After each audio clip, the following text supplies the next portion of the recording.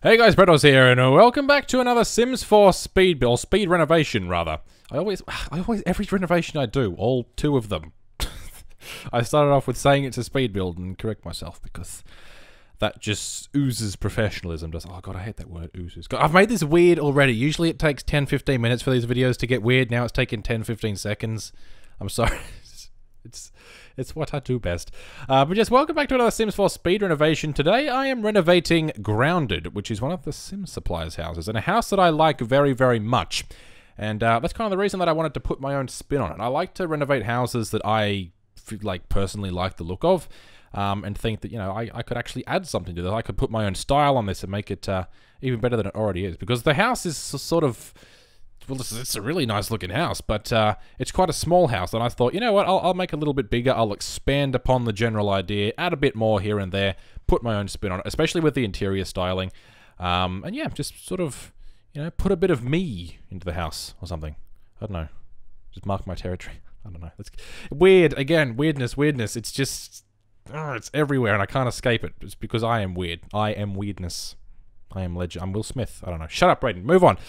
Yes, but the house, like I said, is it's a renovation, and the way I renovate generally is kind of different to what a lot of other people do. Other people tend to sort of leave the outside of the house, the exterior, relatively the same, and then sort of rework the interior layout to then do their own style of colors on the outside, maybe. And then redo the colors of the walls on the insides and furnishings and stuff. I tend to upgrade the outside of the house in terms of size and what everything is. Like, this house was a single-story, single-bedroom, single-bathroom house.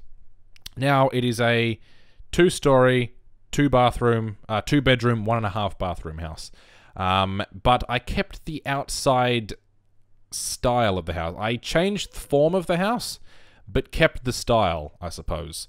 It's still got that sort of industrial-esque style. I keep saying style. With your woods and your... well, not so much your woods, but your bricks and your concretes and things. And that's something I really like. It's one of my favorite styles. I use it a lot, probably too much, to be honest. But either way, I like it. And change the... like I said, the form of the house, the actual physical look of the house, rather than just the aesthetic look of it. I don't know. There's sort of, it's difficult to explain. I changed the. I don't know. Shut up, Brayden. Move on. It's I changed it. How long have I been rambling? My brain's just disintegrated while I've been sitting here. Oh man, it's so weird. Either way, I like it. I like the finished product. I liked the house before. I liked the house after, and it's pretty good. The general layout of the house is relatively the similar sort of style as it was before. You walk in, on the left you have your kitchen, then tucked in under the stairs is a bathroom. That's the main sort of bathroom. That's the one of the 1.5 bathrooms. That's got your toilet and your shower and your sink and whatnot. And then to the right is the dining room and living room. You go up the stairs, and you have the master bedroom, and not so much a bathroom, but a washroom. It's like a washroom. I mean, I guess it would be a bathroom, but there's no toilet in there. It's just a place for your Sims to bathe. There's a nice little bath there, and a basin and whatnot. A basin and whatnot. And then at the back, that separate building that you saw, well, right now, is just a separate other bedroom at the back. So if you have another Sim that wants their own bit of space out the back, their own bit of privacy, a little bit of solitude, you can put them out there, and they'll have all the privacy they could possibly want. But the house took a lot longer to renovate than I originally anticipated. I thought, you know what, it's a relatively small house, it's not going to take that long. Then again, that's the same sort of thing when I renovated Deligracy's Wooden Glass, which was a very small house as well, even smaller than this, and that took a long time. Then again, I quadrupled or pentupled the size. I don't know. I guess I quadrupled the size of the house with that either way. So that's kind of understandable why that was so big. But either way, you know, this took quite longer. Took a lot longer than I was expecting. My English is on fire today, as you would usually expect it to be. The actual build time of the house was about, what, 2.5 hours? 2 3/4 hours? And that's due to the fact that I went through a couple of different mindsets and ideas when I was building. I sort of had an original idea for the house. I was going to keep a sort of a similar style on the inside to the outside with lots of woods and concretes and bricks. But I was going to keep it fairly minimalistic with the actual furnishings. Then I decided, you know what, I want to make this a home. I want to put stuff around, you know? And I ended up putting like plants and books and little doodads and knickknacks and thingamabobs. It's a lot of things. Underneath like tables and stuff. I also like what I did here with the planter box. You'll see that in just a moment. The planter box sort of joins the two, or bridges the two cabinets there, and then I put a bunch of stuff underneath, which I really like. I like the look of it. It's cool. I enjoy it very much. So, yeah, that's the sort of thing that I did. Put little knickknacks and doodads underneath other things to sort of make it feel like, you know, someone lives here. This is stuff that means something to someone. And I kind of like that. I like the way it ended out. Ended up. Turned out. I'm mixing phrases. I was going to say turned out and ended up. And mix them together. Turn up. Ended up. Turn up. Turn up for what? Turned out for what? I don't know. Shut up, Brayden. Yes. But I don't know what else to talk about. Usually I have set stuff to talk. Oh, well, there's one main thing we can talk about, isn't it? Tony Abbott's gone. Isn't that good? Everybody put your hands in the air. Oh, it's such a good thing. Abbott is gone. He's been thrown out of government. Thank Christ. There was somewhat of a hostile takeover last night. A leadership spill, whatever the hell you want to call it. And he lost 54 votes to 44 to Malcolm Turnbull, which is a very, very good thing.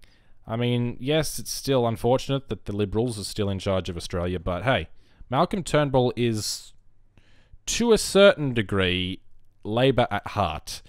And that's going to sound very strange, but what I mean by that is his beliefs are quite similar to a lot of Labor's beliefs. I mean, like his beliefs on things like marriage equality and climate change are on par with Labor. Like, he believes in climate change. He knows he's trying to set a good climate change target by 2030, I believe, which is a good thing to do.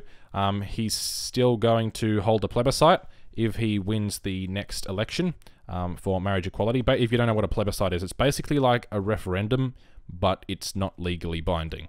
So it's just a really freaking expensive opinion poll, essentially. It puts it to the Australian people. They vote if you want marriage equality. If they say yes, however, the government doesn't have to act. In a referendum, they have to act if the people say it. In a plebiscite, they don't. So it's essentially just a really expensive opinion poll.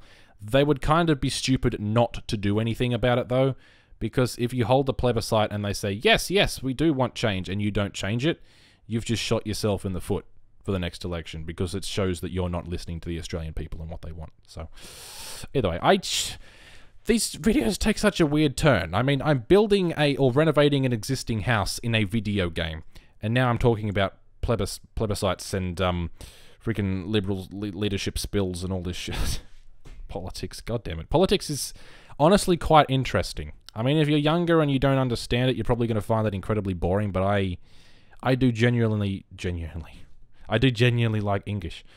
I do genuinely find politics and finance and stuff really, really bloody interesting. Like, genuinely interesting. So, there you go. Learned something about me today. Anyway, I'm going to actually talk about the house now. What do you want to know? Ask me questions. Yeah? I'm so strange. How do I manage to be so strange? It's so weird. It's a weird thing. But yeah, I was going through the gallery looking at some of my favourite houses from all the simmers that I watch online and all the sim builders specifically. I was thinking, you know what can I look at? What can I build? What can I renovate? And I was going through the SimSupply stuff. And I saw Granite and I'm like, ooh, I remember him building that. I really liked that when it was built. You know what? I might put my own spin on it. And that's exactly what I did. And oh my god, I've massively bumped the microphone. I'm so sorry. There you go. How's that? It's fixed. I don't know. I'm talking with my hands a lot. I don't know why. I should do that when I do, like I've done... How many videos have I done with my face in it? 3? I did like 1 driving vlog, 1 update vlog, and then the 5,000 subscriber thank you. And that's it. But I was very dull in those. But now for some reason I'm talking with my hands all over the place. I don't know. I seem to put more... Maybe it's because I'm worried about looking into the viewfinder when I have a camera on me. I don't know. It's weird. Either way, I'm talking with my hands a lot and bumping the microphone. I took my car to get a pink slip this morning, and my mechanic is Italian. It's such a racial stereotype, I know. But yeah, he talks a lot. Like, a lot. He can have a bloody good chat. What's that phrase? Have a bit of a... A chinwag. Chinwag, that's the one. Wait, didn't Deligracy say that at some point? Or was it somebody else? I know it was some simmer that said chinwag. It sounds like something Deli would say. I don't know. Chinwag? Maybe. I don't know. Maybe I'm just losing my mind. Probably. I mean, that's been happening for a while. Come to terms with that. Either way, yeah, he can talk a lot, and he talks with his hands. Every Italian I know, or person of Italian descent, seems to talk with their hands a lot. Lots of hand gestures. It's just a thing. It's like things that people in different countries do, you know? Also, I had a dream the other night that I was getting chased by a snake. Which was great. It was a big bloody... It was a cobra, too. Like, we don't have cobras in Australia. But, we have worse. We have, like, taipans, the most venomous snakes in the world. And I know for a fact that there are massive funnel web fibers. Funnel web spiders in my backyard because I have seen them. They are massive and they are so hard to kill. I hit a big funnel web with a shovel 6 times and it just kept going. So they're incredibly hard to kill. And then I know for a fact there's also brown snakes up there because I've heard them rustling. I've heard the tss of a big brown snake, king brown. And I wouldn't be surprised if there were red belly blacks up there either. Because I've seen red belly blacks around Newcastle before. I remember I was driving down at Warner's Bay one time, and there's a sort of a storm water drain as you're going down the road to the left. And then it had just been raining, so the storm water drain was sort of still full a bit. And there's all these reeds coming out of that drain as well. It's sort of all crap growing out of it because it's just by a creek. And, or the stormwater drain sort of drains into a creek, and there were all these reeds and stuff coming out of it, and then all of a sudden I'm driving across the road, and then this massive red belly black snake just crawls across. It had to be 5 or 6 feet long, so it was a big bloody snake, and just crawled across the road, like 0 F's given, all the way across, and then down like the drain on the other side of the road. Yep. I know I try to say that, you know, Australia's not anything like you expect it to be. There's not dangerous animals everywhere. Thinking about that, there kinda are. Like, there's actually, yeah, no, there's about 3 black spiders with webs in the corner of my room at this point. I mean, they're fairly small, but they will grow up. And, oh no, where's that spider gone? Oh god. No, there was okay, there's 2 black spiders. Wait, is it, oh god, was there 3? Oh god, they're disappearing one by one. There's only 1 left. Oh god. They're in cahoots. Oh, Christ. Okay, anyway, I'm going to stop worrying about spiders. Yeah, either way, Australia's kind of dangerous when you think about it. You know? Kind of. I mean, it's nowhere near as... It's not like you walk down the street and you see a kangaroo, or an echidna, or a wombat, or a wallaby, or some shit. But if you walk outside, you will see spiders. There are flies everywhere. There are ants everywhere. There's a fair amount of cockroaches. There's, lizards and such. Both, like, little lizards and, big blue-tongue lizards and stuff. And, spiders, snakes, and such are all around, so, you know. You get used to it, though. Like, I went to Hawaii, when was it? End of 2012? And there were, like, no lizards or anything around there. Which it was so weird for me, because I'm just so used to, like, walking outside, especially in summer, and there's just, like, lizards sitting on the railing of my, patio. And then it's whatever, you know? And there's ants walking around and everything. It's just normal to see all that life and wildlife around. And then you go to not New Zealand, Hawaii, and there was just like none of that. And there were hardly any flies, and I'm like, what the hell is this? Where's all your wildlife? It's very strange. Is there any wildlife in Hawaii? I know there's a metric shit ton of birds. A lot of pigeons as well in Honolulu. But I don't think there's like, tigers and jaguars and such. I don't know. Weird. Anyway. Or a jaguar, if you're American. Pronounce it so weird. It's very strange. Pronunciation's a weird thing. Sorry, pronunciation is a weird thing. That, pronunciation is how you pronounce. Oh, shut up, Brayden. Okay, see, we've hit the 14-minute mark. Now shit gets weird. If you're unfamiliar with these videos, it's about this point that stuff gets real bloody queer. But as I have been talking, I've not been paying any attention to the build. But, like, it's at this point, or a little while ago, that I realized, you know what? I'm screwed. Because I couldn't actually place the stairs in. I furnished the entire lower portion of the house, and then realized, oh dear, I don't have stairs. And usually, like, it's become a staple of my builds, like me forgetting something. That's just a thing that I do. but I genuinely forget, you know, maybe a fridge or a stove or a toilet or something. Not stairs. The thing that actually connects one part of your house to the other. I'm not usually inept enough to forget that, I suppose. Apparently this time I was, though, so I had to actually restructure the entire house and move the entire left portion of it to the left a little bit and extend it by one block, which is a lot harder than you'd think, because The Sims 4, while it says, you know, oh, it's super easy to move rooms around, I don't really know how that stuff works particularly well, or, yeah, I suppose that's how you would say it, poorly structured sentences.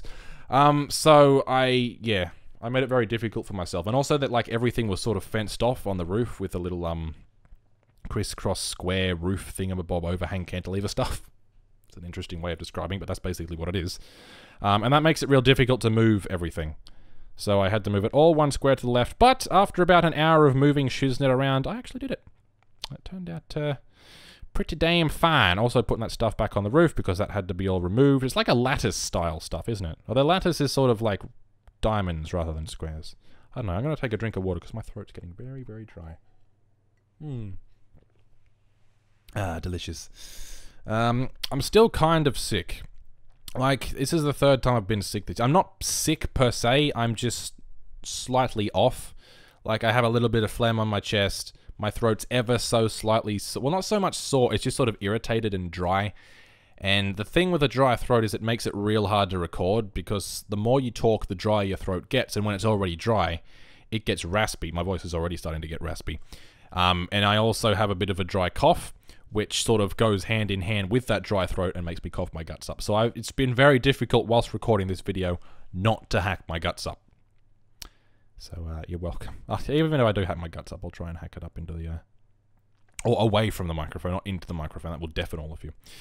Moving up to the second floor now. This is the master bedroom. And as you will see, it's not a particularly easy room to furnish, because I wanted... Obviously, it's the master bedroom. You want a big bed up here. Those stairs aren't placed well for that, are they? They're not placed well for that at all. God, I need another drink. Bloody hell. Throat, don't do this to me. Not now. This video's been going so well. Well, it depends on your definition of well. This video's been going so... What's the word for this video? What would you use to describe this video? Queer? I'd say queer. Oh, God. Just last a little bit longer, voice. Okay, I'm running out of water as well. I'll try and conserve my water. I'm like Bear Grylls. Oh, Bear Grylls took Barack Obama, didn't he? Not like kidnapped him, but he took him into the woods for what the hell is that show called? I don't know. I used to watch Man vs. Wild all the time. I loved that show. And then he started hosting that survival thing where he gets a bunch of regular people and they try to survive, but that was kind of shitty. So, you know, I stopped watching it. But you know, I still kind of like Bear Grylls because he's a pretty chill lad. You know, he knows how to navigate slippy situations. Ah, dear. Anyway, yeah, he took Barack Obama out into the wild for a little bit. You would imagine that there would be like how would that work? You wouldn't want Bear Grylls. I mean, there's nothing wrong. Bear Grylls isn't going to do anything to Barack Obama, but from the Secret Service point of view, you have a SAS-trained killer wielding a knife alone in the woods with the President of the United States. That's like a national security nightmare for them. That's a logistical nightmare for them, sure as hell. So how the hell would they work with that? Or would, like, obviously they have a camera crew there, so would there be like a 4-man camera crew and then just like half the United States Marines behind them? Probably. It'd be like Navy SEAL snipers in the woods and such. That would be so weird for Bear Grylls. Like, mate, I'm trying to shoot a show where we're stuck in the wild, but there's helicopters and shit everywhere. Please get out. That'd be weird. I don't know how it works, but I'll watch it. I'll watch it. See, why am I talking about Bear Grylls? How do I get onto these conversations? I'm such a queer. I need to talk about the house and stay on the house. My mind just wanders, and I ramble, and I go on about stuff. If you're new to the videos, then that will seem, you know, oh God, this guy has no idea what he's talking about. But if you've experienced, you know, this is just me. This is what I do. It's just me. If you don't like it, it's your own problem, not mine. I will never change. Stop trying to change me. I'm fabulous in my own way. Getting weird again. Either way, this is the washroom that I was talking about. Like I said, it's not really a bathroom per se. It's just more of a... Like, it's a bath with a sink in it. I was trying to fit a toilet in there, but there was really no room. So I figured, you know what? The toilet's just down the stairs. I might as well just make them walk. Okay, my voice is really dying on me now. Come on, guys. There's only like 6 minutes left in this video. There was something floating around in the bottom of that water. Oh, no. I just drank it. That's it. I'm dead. Death by E. coli. It happened. It's okay. It takes a little while. I should get this video up before then. This video may also be going up alongside... I've forgotten the name of my own series. Living Off the Land. The Sims 4 Living Off the Land. Which is a new... I'm just trying to decide whether I put this up tomorrow or Living Off the Land up tomorrow, or if I put them both up at the same time. I'll probably put this up tomorrow than Living Off the Land after, because that gives me a day off of recording as well. I kind of want a day off just to let my voice recover. Also, like, I don't want to stop recording because that means there's a gap in videos, but at the same time I want to stop recording so I get completely better, and then I can come back and do my thing, like, full on. Because this is my full-time hobby. Any spare time that I have is put into making videos and editing videos and such. And it's a good thing. I like to be 100% when I do it. So, you know, there you go. Master bedroom's done, though, either way. And moving on to this downstairs area.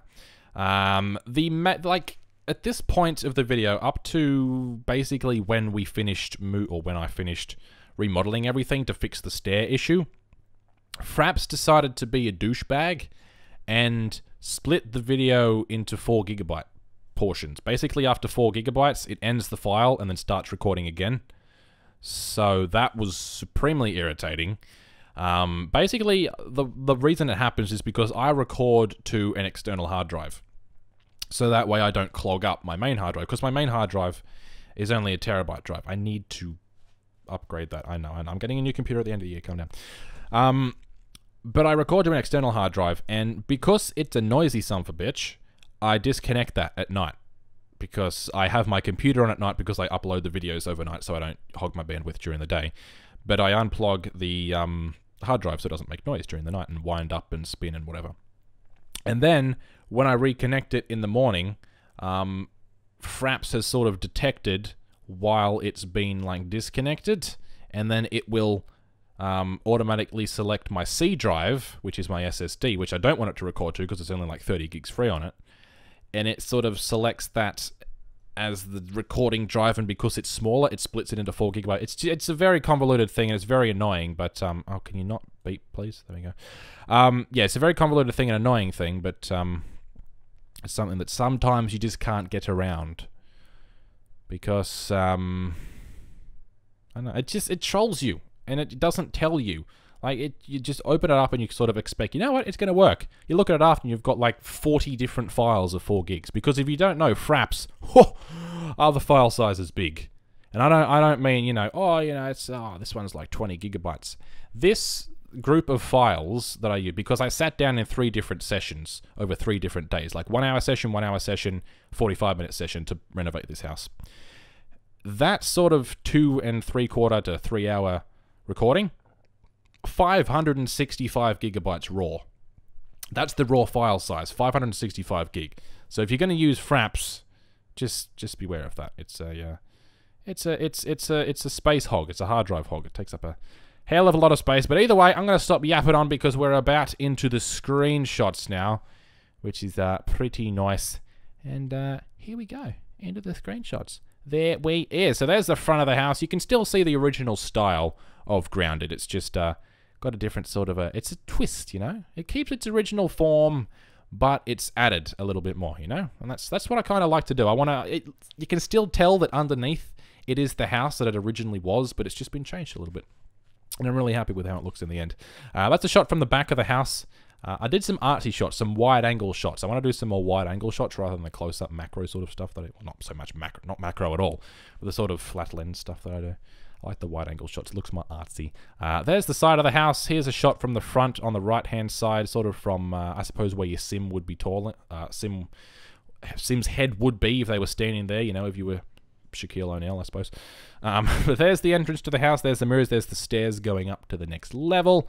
There's a little sneak peek over to the other side with your dining room. I like having the mirrors there as well. It makes the room seem bigger because that's sort of a smaller hallway. There's a living room with your stuff. I like it sort of keeps the, I suppose, an slightly industrial, slightly rustic style, and then makes it feel homey with all the stuff cluttered around. I like it. It's kind of cool. I enjoy it. There's your dining area. You got your coat hanger over there. Well, coat hangers. It's your coat stand, I suppose. So there you go. There's the kitchen. Of course, I did forget a stove, which you probably would have noticed when I was building, but I did put it in between that and the screenshots, which is good. There's the kitchen there. You can see the stairs over on the right-hand side. There's that little area tucked in there with some candles lighting the way for your Sims. Here's the main bathroom. Of course, it's still fairly small, but it will give them everything they need. You know, they can shower. Also realized that I put that pot in front of the opening to the shower. That was an oversight. That's okay. I will fix it. There is the master bedroom upstairs. Your Sims will be able to fit through that little area because the pathing in The Sims 4 is pretty damn sweet. Another good thing about The Sims 4. Another shot from over at the little sitting area with your lounges and such.